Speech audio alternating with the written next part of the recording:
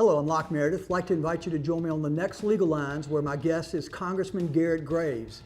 Garret is going to talk to us about, one, $10 billion in federal money that Baton Rouge and Louisiana is receiving for flood improvement and projects, diversion canal included.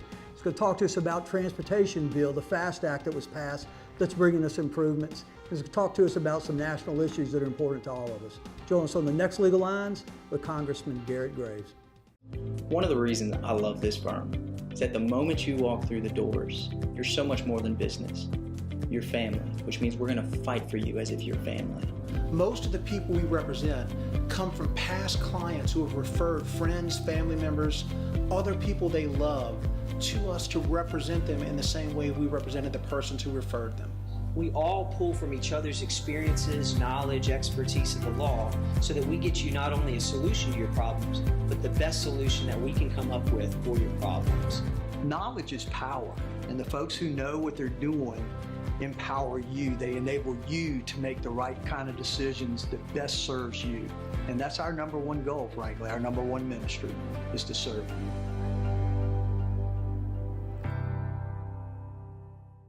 Hello, welcome to Legal Lines. I'm Locke Meredith, and I'm very pleased to have back on the show our Congressman Garret Graves. He's Congressman for 6th District, 700,000 plus people.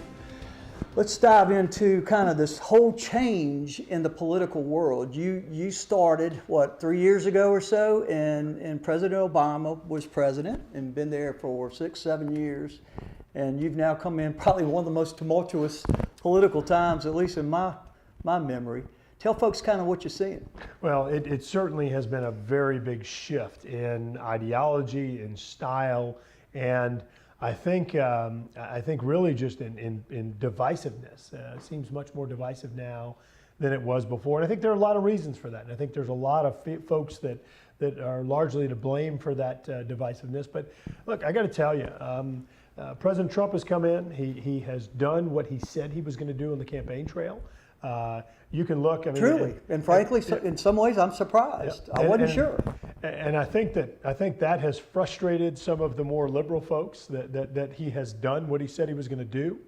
I think even looking at metrics, and Locke, these aren't partisan metrics. We've set economic records in the United States for 11 of the last 19 months. It's crazy. These are wins for every American virtually. And I think that has bothered a certain segment of the population, and that's why you've seen this. Hey, look over here at Russia, and look over here at what's going on with some of this intelligence community activity and immigration, and just all of these other issues, trying to distract from, I think, some of the real positive things that are happening in our nation today. Well, you're up for re-election on November 6th. As I understand it, about what, 1/3 of our House, the Congress, is under election, and it's a large percentage, much larger percentage of Republicans are up for renewal as compared to the Democrats. How do you feel about that? Well, look, the November elections they happen every 2 years for House members. It's an opportunity for us to be held accountable for the people that we work for. It's the way that our founding fathers set up our structure, and I think it's a good one. How I feel about it is that when you look at what has happened over the last year and a half or so, and look at the progress that has been made, you have some of the lowest unemployment for women, African Americans, and Hispanics we've had in decades or ever. All three groups, women, three. African Americans, and Hispanics. And so you have some people trying. Not to mention white folks. Yep, absolutely. And so you have certain people that try and say, oh, well, this is only helping certain segments of the population. No, it is lifting all boats. We're seeing 156 million new jobs in the United States today. You're seeing economic growth and investment from foreign subsidiaries back into the United States at unprecedented levels. I think Apple alone, $350 billion. Seeing more jobs available than you have unemployed folks, one of the first times in 20 years. I mean, some of these metrics, 90% of Americans have a higher take-home pay, higher wages right now. I mean, these are wins for everybody, for all 50 states. And it's historical, right? It really is. First time ever stuff. So you take some of the national progress, you take some of the things you and I have discussed in the past, transportation wins, things that hadn't been done in 40 years, flood projects, 20, 30, and 40-year log jams that we've broken. I'll be held accountable for our actions. You'll run on that, huh? I will at the local level, Agreed. at the federal level, for what we've done. And I'm not going to sit here and tell you that we've batted 1,000, we've done everything perfectly. In retrospect, there are some things I would have done differently, certainly some things I would have said differently. But I'll be held accountable for our record, and I think that we've done what we said we were going to do and made progress in this community that hadn't been seen in a long time. What do we do, in your view, on a political level and really on a national level to kind of tamp down this division? I mean, literally, one of our congressmen, Scalise, was almost killed because of kind of this rise in temperatures and rhetoric and such. And Locke, I'm glad you connect those dots, because I think that some people believe that you can just say these hateful, divisive things that in some cases aren't even true, and there are no consequences. But I totally disagree. And you just connected the dots between the attack on our colleague Steve Scalise, our fellow Louisianian, and some of those divisive remarks and tactics of people. And I think that they're absolutely linked. Some of the things that we try and do, I'll tell you, I really do try and filter out the noise. I think I try and listen for things that matter. When people want to sit there and attack one another and say those things, I generally try and ignore or disregard it. Garrett, is it like that there? I mean, is there that much acrimony between there is, Locke, but I think it's important, look at the people who do it. I think if you took the people that are primarily responsible for that rhetoric, for that divisiveness, you limit it to a handful of people. It's not the majority. And so I try and work with people that truly want to get stuff done. I think that's what our job is, that truly want to make progress. And so, yes, I work with Republicans and Democrats, and I understand this district we represent is a very conservative district. It doesn't mean that I disagree with every single thing of course someone of the other party says. So we try and find things we can work together with others on. And I'll tell you, most of our wins have been bipartisan wins.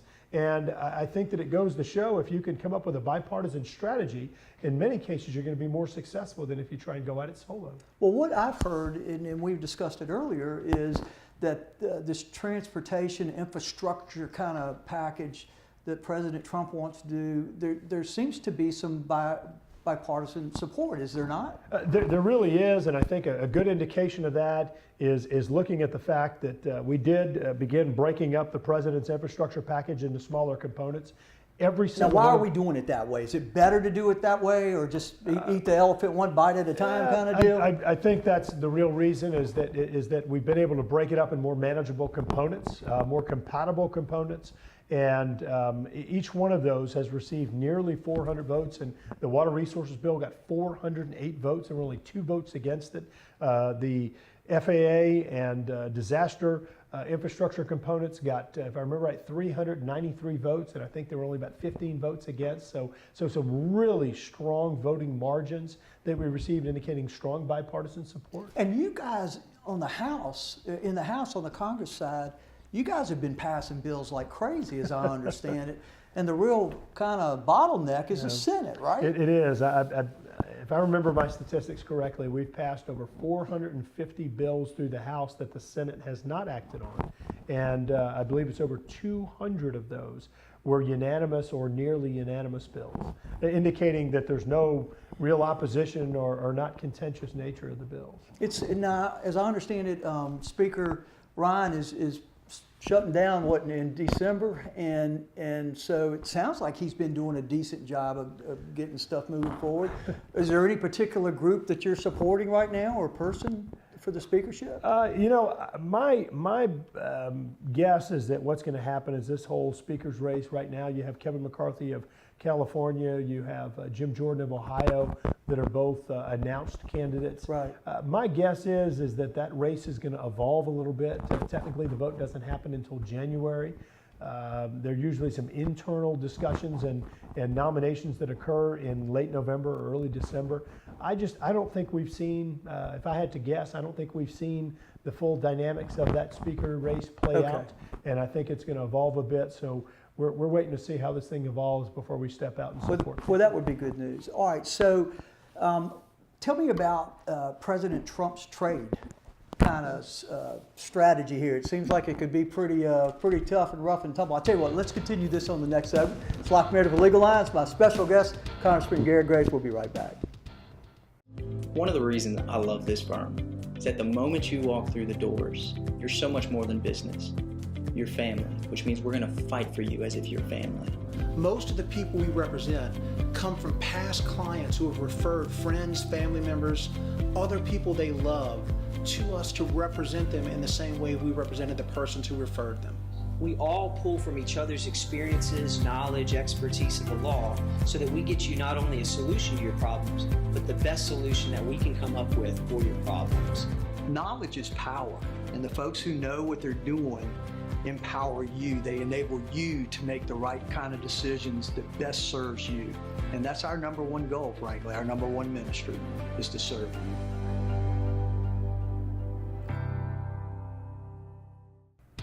Welcome back to Legal Lines. I'm Locke Meredith. Again, pleased to have back on the show our Congressman Garret Graves, District 6. Let's dive back in. President Trump, art of the deal and all that stuff, and it seems like it's working. He's done some pretty decent trade negotiations. Tell me what your thoughts are. Well, look, it's very easy to look at some of these trade tariffs and perhaps even wars that the president has engaged in, and say this was a bad idea, it was scary, and look, to some degree, it is playing with fire. But you got to keep in mind that the president's kind of a pyro, or perhaps a fireman is a better term. I'm glad he passed the tax stuff first, so we got a good, strong economy. But Locke, when you start looking in at some of the detail of some of these agreements or trade practices of other countries, these are completely one-sided deals where other countries are imposing 200% tariffs on our products that we're sending to them, and they're sending us their stuff with no tariffs whatsoever, and they're refunding the income tax back to their suppliers or manufacturers. I mean, so what are we getting out of it? Nothing. All we're doing is we're sending money to other places. And so some of these battles, look, I'll say it again, this is playing with fire in some cases, but this is fire that needs to be played with. It needs to be adjusted, because over the long term, and these practices have been in place for decades in many cases. But over the long term, this is killing the U.S. economy. It's undermining jobs, and it's causing us to send hundreds of billions of dollars to other countries. This is putting America's mom and pop businesses on a level playing field, giving us access to other markets and economies, and ultimately giving American workforce the opportunity to have a level playing field and compete. Where I think you take our work ethic, you take our innovation, you take our efficiency. Agreed. I think we can work and win. I agree. And, I was kind of laughing, but I wasn't joking. He did do this in a priority and an order. I mean, he passed the taxes, cuts, and he got the economy roaring, and so you can take a little hit every once in a while and still come back strong. And it's pretty clear, seemingly, to all these other countries, because who is it? Today, Mexico looks like they're coming to the table. EU's already come to the table. Progress, the European Union, Mexico, there are ongoing discussions with China, and there are other rifle shot type negotiations that are going on to address some of these egregious practices. Just unfair. So bottom line is, so far, so good, and it benefits U.S. citizens. That's the bottom line. If the we man and woman on the street. That's exactly right. If we eliminate some of these unfair trade practices and give our manufacturers, also our small businesses in Louisiana, fair access to compete in these other countries, I think this could be a huge win for Louisiana and for this country. And really, we've got to take these negotiations seriously. This is not anything to mess around with. We've got to keep them on the front burner. But I think that these ultimately are going to yield major benefits. And Garret, am I not correct that in the last several years we've only been able to start exporting our gas overseas and such? That's right. Our natural gas, being able to export natural gas and oil exports. So very beneficial to Louisiana. It's really crazy, Locke. In fact, if you go look at our liquefied natural gas terminals in Louisiana and many other places around the United States, most of those were designed to import gas. Interesting. And they were actually turned around to export gas. And then, of course, in just within the last 2 years, we changed the law to allow us to do oil exports as well. So we're seeing that happen. And I'll tell you, I've traveled in Eastern Europe and other places, and they're sitting there begging for U.S. energy. They want to be able to cut supplies and relations with Russia and be able to take it from the United States, where they're sending money to a more reliable partner, a NATO partner, and not be reliant or funding the military and effectively attacks on their own economy. Well, let's shift gears a little bit. But speaking of Russia, security concerns. It seems like you hear all this noise, but the bottom line is he's taken strong positions. President Trump has against Russia. In fact, so much so that he's calling out Germany for what, That's right. $1 billion? That's right. $1 trillion? What was it? Yeah. Gas deal. It's absurd. It is, and look, the president has thrown, I believe, record numbers of Russian diplomats out of the United States, imposed sanctions. We've got to continue to take Russia very seriously. They've challenged our interests, not just here, but around the world. Right. You may recall when President Obama kind of sat back and didn't engage in Syria. You saw Russia step in and begin to fill that void. They are trying to needle the United States in small ways all around the world. And we've got to take that threat seriously. And I think we have to continue to tighten the screws on them. Someone recently described Russia as Mexico with nukes. But I'll tell you, they do have nukes, and they've been very aggressive with some of their behavior, and we can't allow that to stand. I think that sanctions and continuing to watch very closely some of their diplomats and intelligence activities in the United States and make sure that we're carrying out appropriate countermeasures. Agreed. What do you think about North Korea, the negotiations there? I mean, at least we've gotten our remains back. You look, we've been able to get American prisoners released from Pakistan, the Taliban, from China, from Egypt, from North Korea. Shut down ISIS. That's right. And also, as you indicated, the remains back from North Korea. The meeting that the President Trump had with North Korea was really historic. That was impressive. The agreement that they reached, really an amazing agreement. But this is all going to be about execution. Right. North Korea has been very spotty in regard to their record of actually complying with agreements, or only doing it for a short period of time and backing out. So this is going to have to be an accountability exercise here, where we hold them accountable to what they committed to. But I think looking at the progress already, we've already reached some historic measures. Just need to continue moving forward and hold them accountable. And it's interesting, again, he does things in these orders. It appears he passed that huge package to rebuild our military, and he put guys who got some oomph to them in charge of the military. And now all of a sudden, these guys that have been fighting us the whole time, they're just kind of seemingly backing off. Yep. Seems like a very clever order of process. It is, and certainly that strategy of sequencing does appear to be working. But also in regard to North Korea, even with the agreement, we have kept sanctions in place. We're keeping the screws on them until we see compliance. We're not backing off of our military investments and saying, oh, the threat has dissipated or lessened. We're continuing to make sure that we exercise strength through peace. Walk it, don't just talk it. Or peace through strength. I said that backwards. Yep. Iran also. I mean, pretty much shut down what Obama did, although we've sent them, hundreds of billions, as I recall. But still, I guess, like you said, you got to be strong before there's peace. I understand President Obama's thinking, and that there was no agreement. There was no nothing that was preventing Iran from moving forward with an aggressive, full-fledged nuclear program. But I think that agreement was awful. I think that agreement was not in the best interest of the United States. And for us to give up our primary point of leverage, hundreds of billions of dollars by some measure, right off the bat was a tragic mistake. I think that the president did the right thing by backing out of that awful agreement. But I do think that we've got to be very careful about making sure that we don't just entirely take the sideboards off Iran, allow them to explode their nuclear program, proliferate nuclear weapons to other enemies. Keep in mind that many of the European allies have maintained the agreement, so we just need to keep this one. All right, we'll continue this on the next segment. Locke Meredith with Legal Lines. My guest, Congressman Garret Graves. We'll be right back. One of the reasons I love this firm is that the moment you walk through the doors, you're so much more than business. your family, which means we're going to fight for you as if you're family. Most of the people we represent come from past clients who have referred friends, family members, other people they love to us to represent them in the same way we represented the persons who referred them. We all pull from each other's experiences, knowledge, expertise of the law, so that we get you not only a solution to your problems, but the best solution that we can come up with for your problems. Knowledge is power, and the folks who know what they're doing empower you. They enable you to make the right kind of decisions that best serves you. And that's our number one goal, frankly. Our number one ministry is to serve you.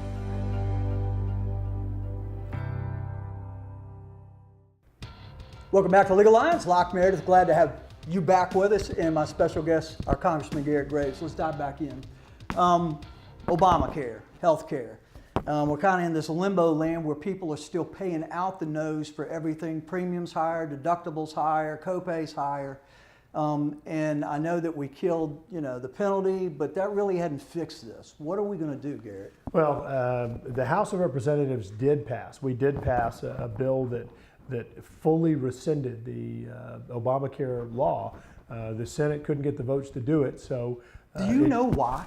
What is that? What is the rationale for that? It really is amazing. I think this whole concept that the solution, that some believe that the solution for healthcare was to get the government more involved. I mean, that's like saying that we need to have the Corps of Engineers come in and manage our families. I mean, it is absurd. And so, as you indicated, we're seeing health insurance premiums double and triple while our deductibles are increasing. So we're paying more and getting less.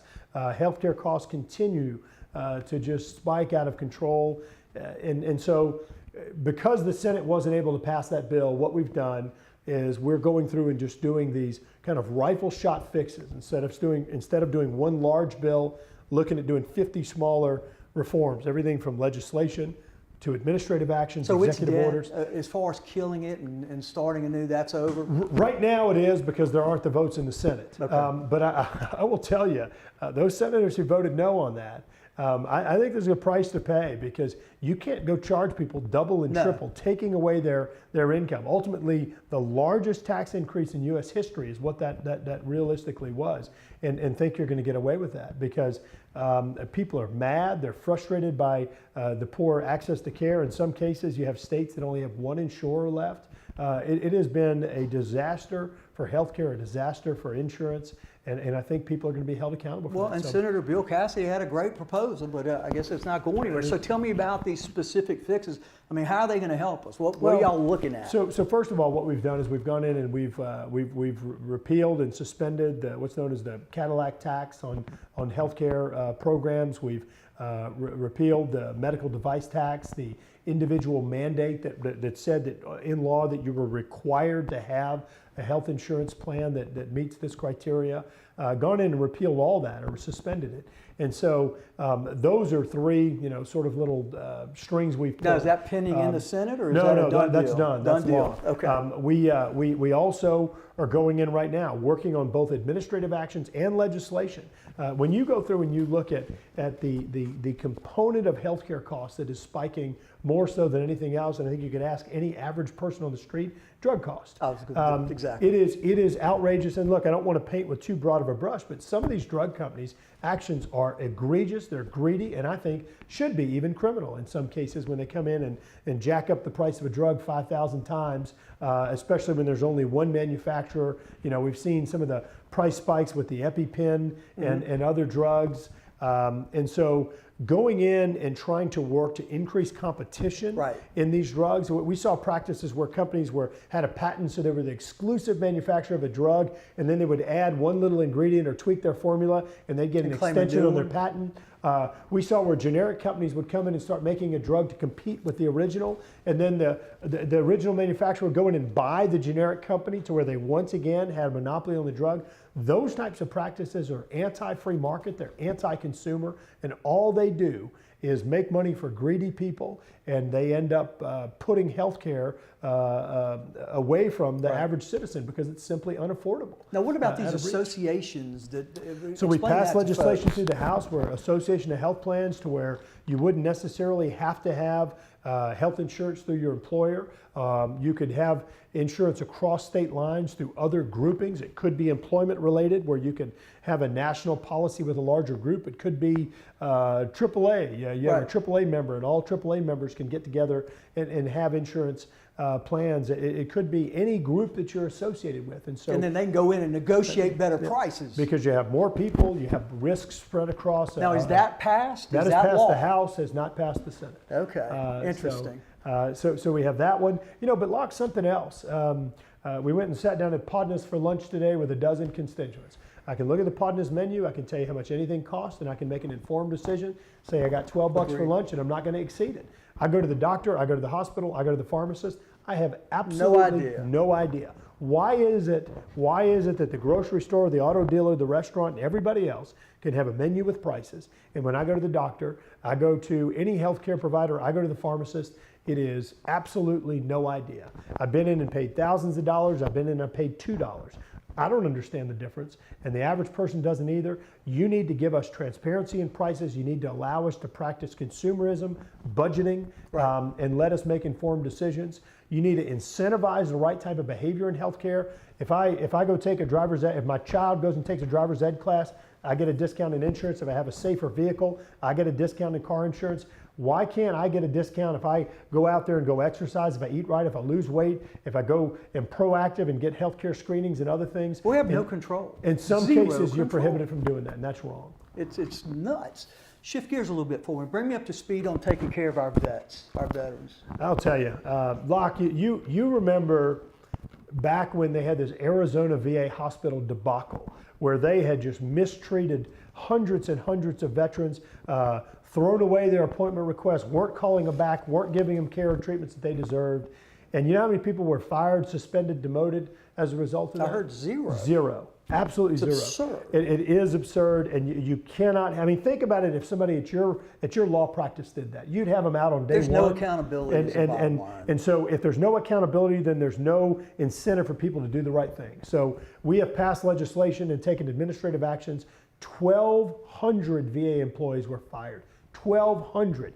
500 of them suspended, demoted, another 200 other disciplinary actions.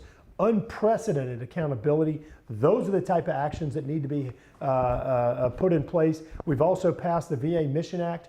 We've provided billions of dollars in additional funds for VA Choice, where veterans can go to private hospitals That's and a doctors to get health great care. deal right there. So all sorts of progress for our veterans and moving in a direction of giving them the care they deserve. Garrett, it seems like, and we've talked about this, accountability is such a big deal. We've got the Supreme Court right now, and looks like we've got a shot at having the most conservative court we've had in decades, scores of years. There's this convention of the states concept that's being discussed amongst a lot of heavy hitters. And when it's all said and done, it's to increase the accountability of the federal government. What are your thoughts? I think it should happen. Article 5 of the Constitution allows for, if I remember this right, 35 states to be able to effectively call a constitutional convention where we come together, we take a fresh look at the Constitution. I believe it's 38 states have to actually ratify a change.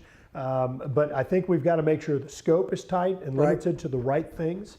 But I do think, just like we did with our tax code that had been in place for 31 years, stepping in and modernizing it, I think there are a few areas where our Constitution could be modified as well, in particular recognizing the increased diversity that our states have in terms of ideology. Let's not let California tell Louisiana what to do because they have 53 members of Congress and we have 6. Let's give states better autonomy and rights to govern their citizens. Garrett, it's been wonderful to have you back on the show. Very much appreciate it. Look forward to having you back. And thanks for being our congressman. This is Locke Meredith, Legal Lines. Congressman Garret Graves, thanks for being with us.